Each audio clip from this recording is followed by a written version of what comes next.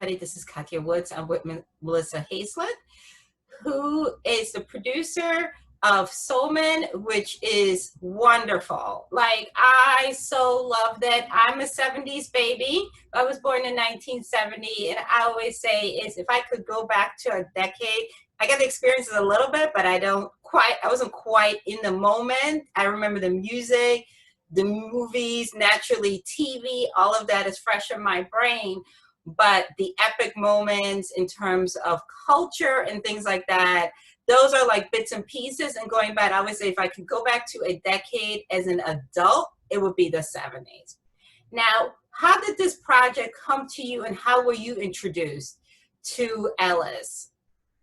Well, first of all, thank you for having me. So exciting to be able to talk about Mr. Soul with you. And now the project came to me because I'm actually related to Ellis Haizlip. So he's my uncle, and I always knew that he had this really incredible story, and I didn't realize I was the one to tell it until a lot of time went by, and I realized, well, nobody else is telling this story, and it's really the story of a nation. It's the story of Black music. It's the story of Black power, the story of diversity and inclusion. And I realized, because I was close to him from childhood, and he nurtured me as an artist, that I really was the one to tell the story. So what intrigued me is that it's 50 years later, and we're still dealing with so many of the same issues and the same inspirations and the same needs to tell a Black story like this, especially in this time of revolution, if you will. It sort of harkens back to our story, which happened from 1968 to 1973, which was a big revolution, and just in terms of the perception of African Americans on the, on the heels of civil rights movement and everything, and the birth of this Black arts expression, which had always existed, but had never been seen. And so the importance of Black culture being seen and being included on television was really significant. What I found amazing is there's so many folks at the beginning of the career that he caught. We're out of Philadelphia, so naturally Patti LaBelle and the Blue Note. Then, of course, Harry Melvin, Teddy Pendergrass, like a young Teddy before Teddy got the afro, right? Right. But again, Dr. Sanchez, Sonia Sanchez, and all these amazing poets. But then in his producing core, I look and I'm like, is that Anna Marie Hartsford? And I'm like, same from 227, that's not 227, from Amen, right? And then I'm like, I had to pause and Google, because you don't want to be getting your Black people confused. Nope. And it's like amazing that he had all this young talent. Yes. Talk a little bit about how did he know, because again, I think that it is a gift to be able to catch people before they take off. So how was he able to tune in and to find the talent? How did he know, let me get this one, let me book this act? Because a lot of these acts were not established when he booked them. They were not. And what was beautiful about Ellis Haizlip was that he was somewhat of an Afrofuturist. He always saw the future being better than what it was, and even saw the future of artists. And so he could see someone who was really talented and say, no, I see you at the next level. He saw Ashford and Simpson, who were songwriters, for before Braids. Because I didn't know, I knew Nick, but I had no concept of Valerie without braids. And that they had been singer-songwriters writing for Tammy Terrell and Marvin Gaye. But Ellis said, no, you need to do your own music. And I see you as stars performing. And they never saw themselves that way. They were literally singer-songwriters. They had not performed. They hadn't even cut a record. They weren't even married. And so Ellis always saw the future in a way that was so beautiful. So he saw a young talent such as Arsenio Hall, who was literally 15 years old and doing magic tricks. Wow. That is going to be a talented young man. And of course, we all know the gorgeous part of the story is we all know what happened, right? We know what happened. Absolutely, absolutely. But to think on his television debut on Soul, and this idea of nurturing and giving a platform to artists who didn't have that opportunity, that was what his priorities were. To say, look at how beautiful we already are. Look at this Black excellence we already have. All we have to do is give it a platform, give it visibility. And so he was really keen on finding artists, young artists, and letting them speak and letting them perform and letting them host the show even. You know, you had people like Nikki Giovanni interviewing James Baldwin, or Nikki Giovanni interviewing Muhammad Ali. But then you also had Curtis Mayfield hosting the shows. And people think of Curtis as someone who would perform as an artist, but Ellis saw the totality of art and the totality of beauty in the context of art and why it was important to give people a voice. And so because he had started out in theater as well, he had his finger on the pulse of what was happening and what was being pushed forward and what needed to be pushed forward. For example, absolutely. And poetry. And so that's what the Soul Show was all about. It was really ahead of its time.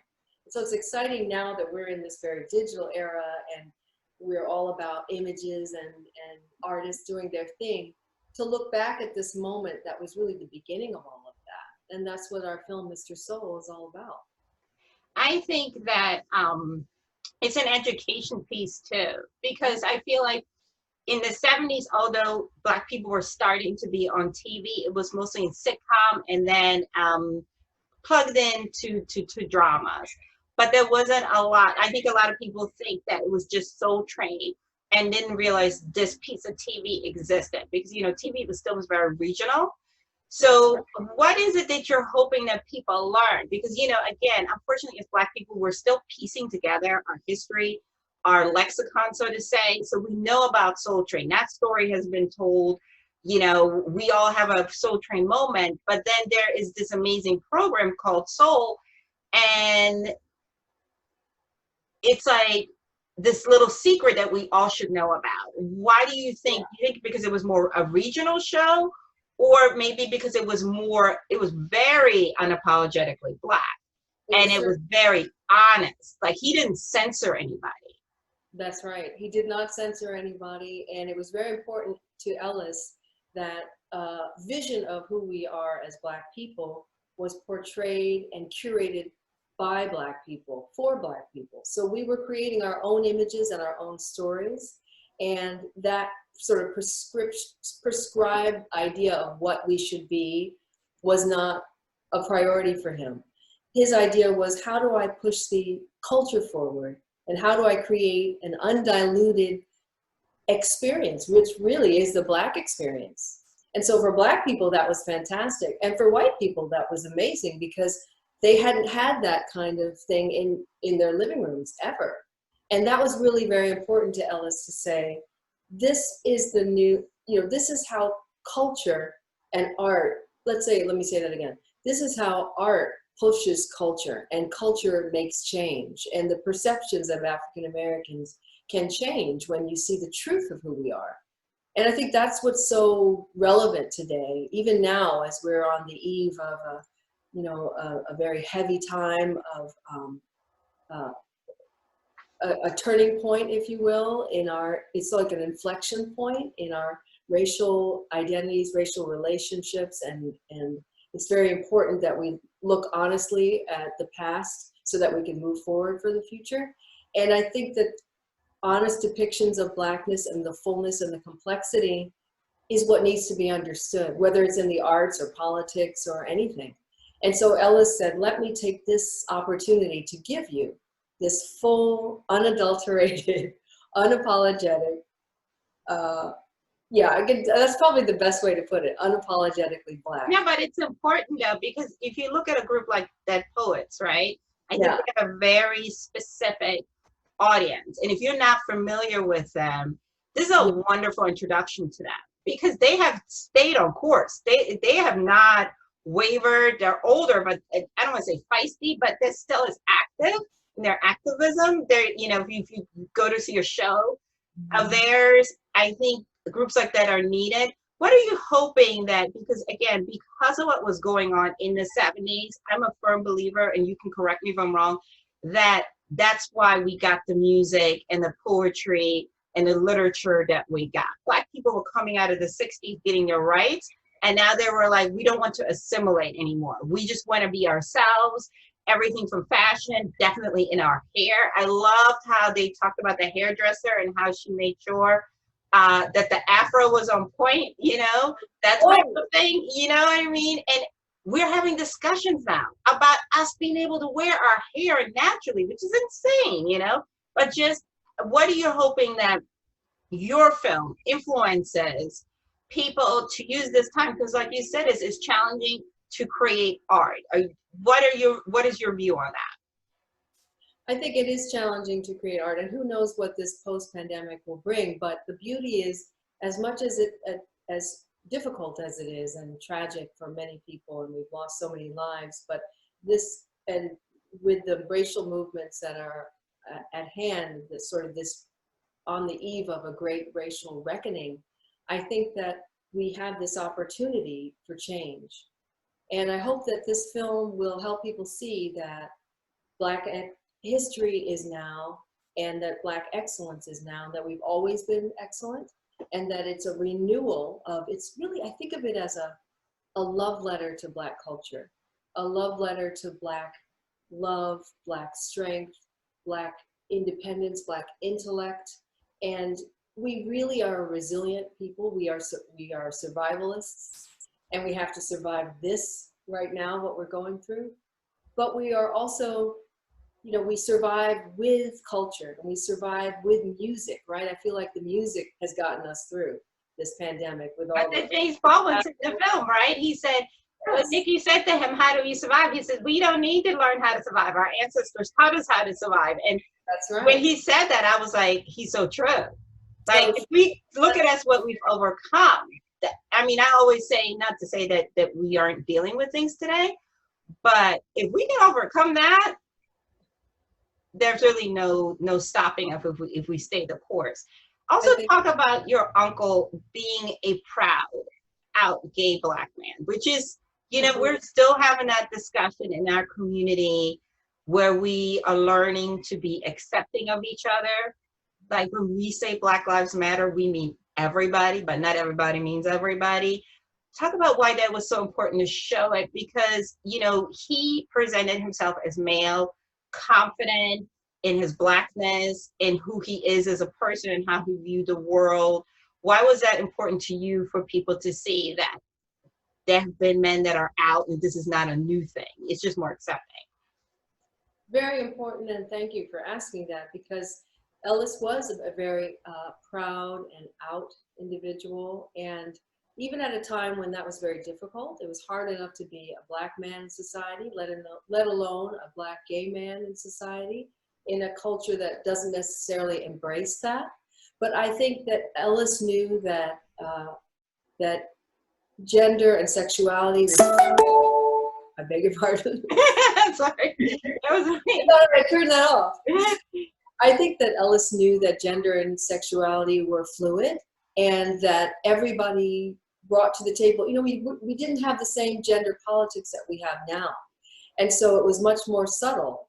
But what he was doing was quietly being a revolutionary and quietly changing minds, because he said, if you can accept all this Blackness in all its complexity, all of its, you know, differences and all of its variety, then why can't we accept all of us, whether it's our sexuality, our preferences, same gender loving. This is who we are. This is part of this rich fabric that makes up African Americans, that makes up this culture. And so just by being proud and sitting in that truth and pushing forward the culture, it led to an acceptance of him as well. And he was always supporting the LGBT community and artists who were gay but may not have been out or didn't want to be out on television. And this is very important, because just by having them on television was a statement. And just by challenging other people about their homophobia on television, national television, that was a statement too. And so I think he pushed as far as he could. I think he would be much more vocal if he were around today. Unfortunately, he passed. He died of cancer in '91. But I think that his very presence makes him not only an unsung hero, but somewhat of a gay icon. Absolutely. Absolutely. Need so many more people of color who are gay and who identify that way, or non-binary, or however you'd like to call it. I think it's important to embrace that and to embrace just this sort of post-genre world we're living in, not just post-genre when it comes to music, but in terms of representation, and that there's room for all of us. And I think Ellis always wanted a little more room for Black culture, and a little more room for all of us to exist at the same time in the same place. And that's what soul did. It gave Black people room to express themselves and to grow. And I see that really happening now as well. I agree. I think, you know, what Dr. Sanchez called him a revolutionary. She used a different word, but I think a revolutionary will translate to more people. And he was a quiet revolutionary. He was not afraid to push buttons and to bring in different types of people. I thought it was super courageous and also very intelligent of him to have the conversation with Minister Farrakhan. Oh my goodness. Talk a little bit about that, because that's a poignant moment, I believe, in the documentary. And because I think for me personally, it shows it's very important. And that we as Black people are not monolithic, and that we come from different point of entries. Talk about why you decided to include that in the documentary. You know, we decided to include that because there's always the question of, you know, this show was not censored then. It was pre-FCC, you know, there was no 7-second delay. You could do whatever you wanted pretty much on public television. But what was important was now, through our lens of 2020 even, or 50 years later, do we have the right to censor what was already controversial then? And I decided no. But what we did was we situated the conversation about what was most relevant to Ellis. And so we know that, you know, of course, Minister Farrakhan is rather controversial even today, and is reviled in many ways and supported in many ways. And so there are 2 or 3 sides to every story when it comes to him. And so we thought, well, can we situate it in the story where it relates specifically to Ellis Haizlip, who is an openly gay Black man sitting across from him, inviting him to speak to his constituency as a leader, but also challenging him at the same time. So it was a little bit of game matches game, because Absolutely. they both recognized that they both had platforms and they both wanted to get the word out. But as so happens, we are a Black family. And so the family is somewhat accepting of everyone in, you know, to a degree, of course. Absolutely. But this notion that he would allow Farrakhan to speak his truth, but still call him on the issues that he had. It was a very subtle juxtaposition and a jousting, but it was also, you know, it was just, there were levels of shade that were so minuscule. I know. And this is like he's judging him, and I'm like, he's sitting in front of you. Hello. Yeah, but it was also important to show all those sides. And that is the beauty and the complexity and the layered aspect. And as you said, not monolithic when it comes to Black culture and Black men and their dynamics and what that represents, because what he was showing was the full Black experience. And this is one part of it. So without judging Farrakhan, he was saying, let me allow you to have your platform, but I'm still going to call you on the ways that you have held people back from the nation. And I think that shows a subtlety and a real, just a challenge that you don't normally see, because we want to accept our brothers and sisters all the time without any type of judgment.